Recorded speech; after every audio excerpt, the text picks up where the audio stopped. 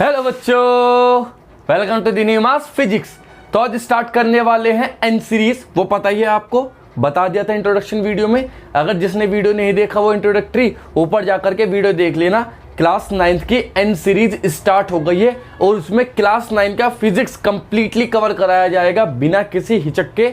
आपकी मेहनत रहेगी, हमारा समर्पण रहेगा और बस पूरे प्लेटफॉर्म पे आग मचा देनी है। बस करना आपको यह है, अपनी कॉपी पेन निकाल के बैठना है, अपनी कॉपी पेन निकाल के बैठना है और नोट्स बनाते रहना है और वीडियो को अपने दोस्तों में शेयर करना है।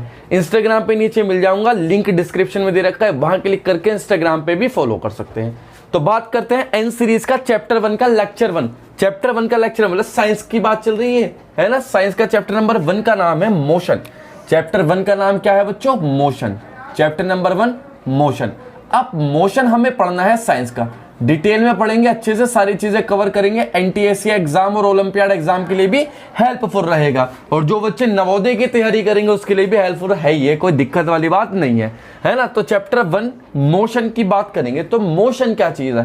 देखो, जब मोशन होता है कि किसी भी बॉडी की पोजीशन का चेंज होना, किसी भी बॉडी की पोजीशन का चेंज होना उसके सराउंडिंग के रेस्पेक्ट में। जैसे कि मैं हूं और मेरे सराउंडिंग में क्या है? ये है ट्राइपॉड, ये है बोर्ड, व्हाइट बोर्ड, और आगे वॉल है, अलमारी है। तो जब मैं चलूंगा, देखो मेरी पोजीशन मान लो ये ए है और यहाँ स्टार्ट होकर के यहाँ पहुंचा, तो मैं पोजीशन ए से पोजीशन बी पे आया, तो मेरे सराउंडिंग वाली चीजें तो चेंज नहीं हुई, वो वही की वही है। चेंज क्या हुई? मेरी पोजीशन। तो मेरी पोजीशन चेंज किसके कारण हुई? मोशन के कारण, है ना। तो मोशन क्या चीज है? The changing position of a body with respect to surrounding. देखो मेरे सराउंडिंग में सारी चीजें स्टेशनरी है लेकिन मैं मूव कर रहा हूं, इसका मतलब इस टाइम मैं किस में हूं? मोशन में हूं। ये मोशन है, समझ में आई? मोशन कितने टाइप का होता है? मोशन एक्चुअल में 3 टाइप का होता है। फर्स्ट, 1 डायमेंशनल मोशन, मतलब स्ट्रेट लाइन मोशन। मतलब जब कोई चीज, जैसे कार है, साइकिल है, ये सब चीजें सड़कों पे चलती है, इसे बोलते हैं लीनियर मोशन या 1 डायमेंशनल मोशन, है ना। जब कोई चीज नीचे जमीन पर चलती है तो उसे बोलते हैं 1 डायमेंशनल मोशन, है ना। और कोई चीज जमीन पे चलने के साथ साथ हवा में भी उड़ती है ना, आगे बढ़ने के साथ साथ ऊपर भी जाती है। कोई चीज केवल आगे ही बढ़ रही है या ऊपर ही जा रही है सीधी, इसे बोलते हैं 1 डायमेंशनल मोशन या लीनियर मोशन। लेकिन कोई चीज आगे बढ़ने के साथ साथ ऊपर भी जा रही है, कोई चीज आगे बढ़ने के साथ साथ ऊपर भी जा रही है, इसे बोलते हैं 2 डायमेंशनल मोशन या 2D मोशन, है ना।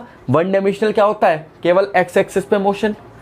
3 एक्सिस होते हैं ना, x axis, y axis, z axis. अगर केवल एक्स एक्सिस पे मोशन है या वाई एक्सिस पे मोशन है या जेड एक्सिस पे मोशन है तो क्या कहलाएगा? 1 डायमेंशनल मोशन। अगर मोशन केवल एक्स और वाई एक्सिस पे है तो क्या कहलाएगा? 2 डायमेंशनल मोशन। अगर मोशन एक्स, वाई, जेड तीनों एक्सिस पे है तो क्या कहलाएगा? 3 डायमेंशनल मोशन। ठीक है। तो मोशन की हम बात करें तो मोशन क्या चीज है? देखो, मोशन की अगर हम बात करें तो मोशन है मोशन। ठीक है बच्चों, मोशन क्या होगा? The change in position of a body, इसे मिटा दो, है ना। The change in position of a body, the change in position of a body, position of a body with respect to surrounding, with respect to surrounding। ठीक, surrounding के respect में। जैसे कि मान लो हमारे पास क्या है, ये क्या है?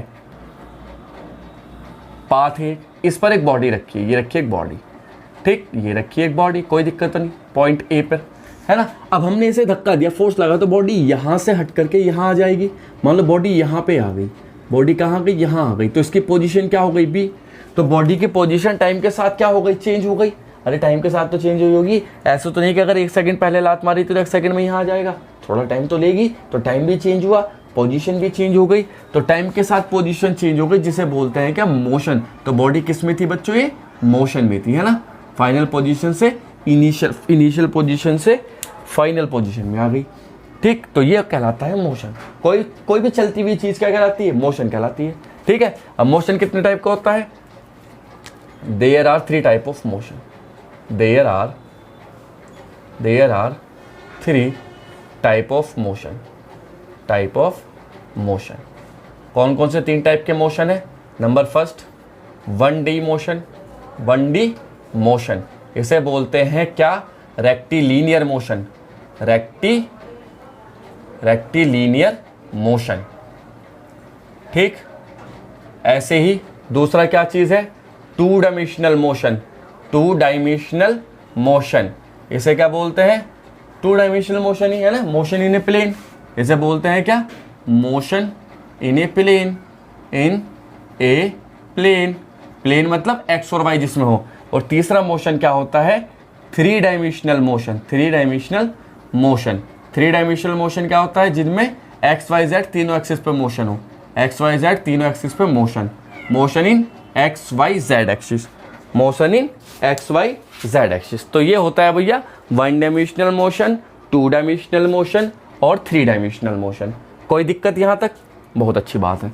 अब बात करते हैं, मोशन की बात तो ये थी। अब इस मोशन को डिफाइन करने के लिए कि एक्चुअल में मोशन डिफाइन कैसे किया जाएगा, मोशन को समझने के लिए हमें कुछ क्वांटिटीज का सहारा लेना पड़ता है, कुछ फैक्टर्स का सहारा लेना पड़ता है।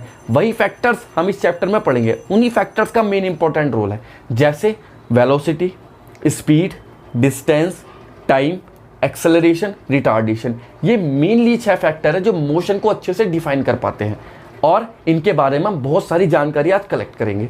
सब बच्चे नोट्स बताते रहना, चैनल को सब्सक्राइब कर देना और वीडियो को शेयर कर देना, ठीक है। तो ये थी मोशन की बात, नोट कर लो इस अच्छे से, ठीक। अब बात अगर हम करें, हम किसकी बात करें? अगर हम बात करें क्या, मोशन के क्वांटिटीज को समझने से पहले, मोशन के फैक्टर्स को समझने से पहले हम एक चीज पढ़ते हैं जिन्हें बोलते हैं क्वांटिटीज।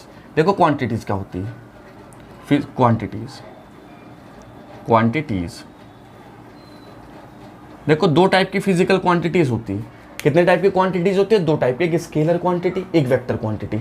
2 टाइप की फिजिकल क्वांटिटी होती है, एक स्केलर क्वांटिटी और एक वेक्टर क्वांटिटी। स्केलर क्वांटिटी क्या है? स्केलर क्वांटिटीज वो क्वांटिटीज होती है जिनके पास मैग्नीट्यूड हो बट डायरेक्शन ना हो। जिनके पास क्या हो? मैग्नीट्यूड हो बट डायरेक्शन ना हो। और स्केल वेक्टर क्वांटिटीज क्या होती है? वेक्टर क्वांटिटीज वो क्वांटिटीज होती है जिनके पास मैग्नीट्यूड के साथ साथ डायरेक्शन भी होती है। अब समझ में नहीं आ रहा सर को, थोड़ा अच्छे से एक्सप्लेन करो। तो मैं बताता हूँ। मान लो हमने पे क्या, मान लो ये मार्कर है, इसका मास है 5 kg। इस मार्कर का मास कितना है? 5 kg। अब 5 kg कहाँ को लग रहा है? कोई डायरेक्शन पता है किसी को? या डायरेक्शन पता भी हो तो उसकी कोई ज़रूरत है क्या? हमें इतना पता है इसका वजन क्या है, 5 kg आया।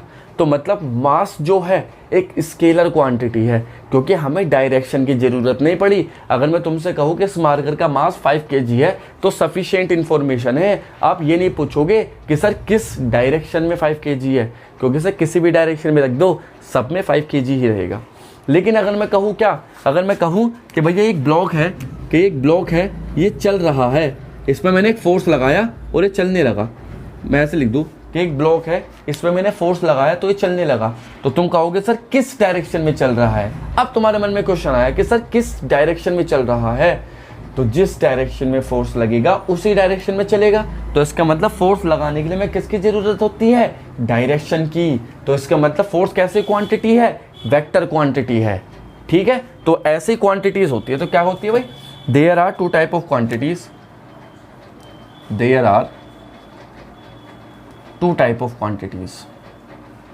2 type of quantities. Number first vector quantities, vector quantity. Number 2 scalar quantity.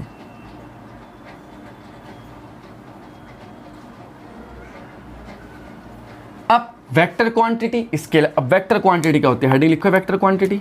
देखो वेक्टर क्वांटिटी, वेक्टर क्वांटिटी क्या होगी? वेक्टर क्वांटिटीज क्या होते हैं? Those quantities which have magnitude as well as direction. क्या लिखेंगे? Those quantities, those physical quantities, those physical quantities, physical quantities, quantities which have magnitude as well as direction। अब magnitude क्या चीज होती है? वैल्यू। जैसे मार्कर कितने केजी का है? 5 केजी का। तो जो 5 केजी है ये मैग्नीट्यूड है। ये जो 5 केजी हुआ ये क्या हुआ? मैग्नीट्यूड। एज वेल मैग जरा ETC है ना, जरा एग्जाम्पल के रूप में अगर हम बात करें किसकी? फोर्स। कैसे क्वांटिटी है? वेक्टर। डिस्प्लेसमेंट कैसे क्वांटिटी है? वेक्टर। वेलोसिटी कैसे क्वांटिटी है? वेक्टर। ETC ये सारी कैसे क्वांटिटीज कहलाएंगी? वेक्टर क्वांटिटीज कहलाएंगी भैया। ठीक, कोई दिक्कत? बात करते हैं स्केलर क्वांटिटीज की। तो देखो स्केलर क्वांटिटीज क्या होती है? Scalar quantities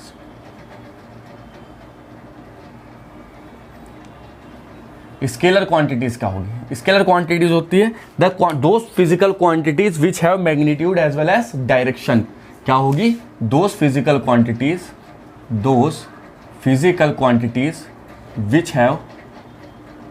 which have magnitude as well as scalar है ना, which have magnitude but not direction। वो क्वांटिटीज जिसमें मैग्नीट्यूड हो बट डायरेक्शन ना हो। जैसे मास मैग्नीट्यूड है 5 kg लेकिन डायरेक्शन जरूरी नहीं है हो इसमें, है ना। डायरेक्शन तो एग्जाम्पल के तौर पे बात करें तो जैसे क्या होती है? मास, टाइम, डिस्टेंस, स्पीड, ये सारी कैसी क्वांटिटीज है? स्केलर क्वांटिटीज है भैया। तो समझ में आई बात? वेक्टर क्वांटिटीज क्या होती है? स्केलर क्वांटिटीज क्या होती है? मान लो कहीं कोई क्वांटिटी लिखी है, मान लो ये लिखा है जी V। अब ये कौन सी क्वांटिटी है? वेक्टर या स्केलर? तो तुम्हें तो नहीं पता, तो पहचान कैसे होगी? पहचान करने का तरीका है वेक्टर क्वांटिटीज के ऊपर वेक्टर लगा देते हैं।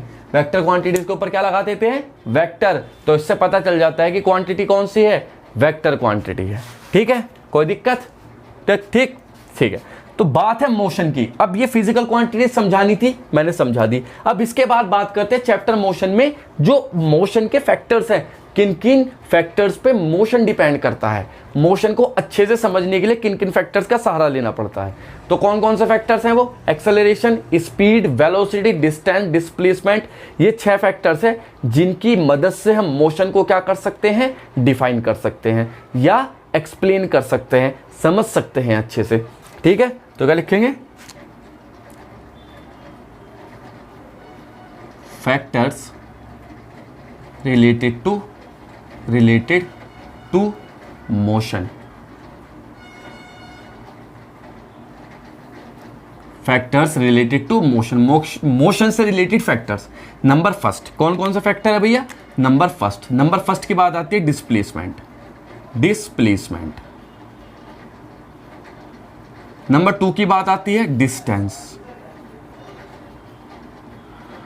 नंबर 3 की बात आती है वेलोसिटी। नंबर 4 की बात आती है स्पीड। नंबर 5 की बात आती है एक्सेलरेशन। और नंबर 6 की बात अगर हम करें क्या होता है? रिटार्डेशन। तो ये भैया चीजें हैं जो मोशन को डिफाइन करने के लिए जरूरी है। इसके बाद हम मोमेंटम पढ़ेंगे, लॉ ऑफ इनर्शिया पढ़ेंगे, लॉ ऑफ मोमेंटम, ये चीजें पढ़ेंगे। फिलहाल हमें ये चीजें पढ़नी है आज के चैप्टर में। क्या चीजें हैं? ये 6 फैक्टर्स है ना। इन 6 फैक्टर्स को अच्छे से समझ लिया और इनका ग्राफ अच्छे से समझ लिया तो सारे क्वेश्चन कर दोगे तुम चैप्टर 1 से रिलेटेड। इस सीरीज को बनाने का यही मतलब है कि जो बच्चे कमजोर है साइंस में, उन बच्चों की पकड़ मजबूत हो जाए साइंस में। ठीक है, सारी चीजें नोट कर दो अच्छे से।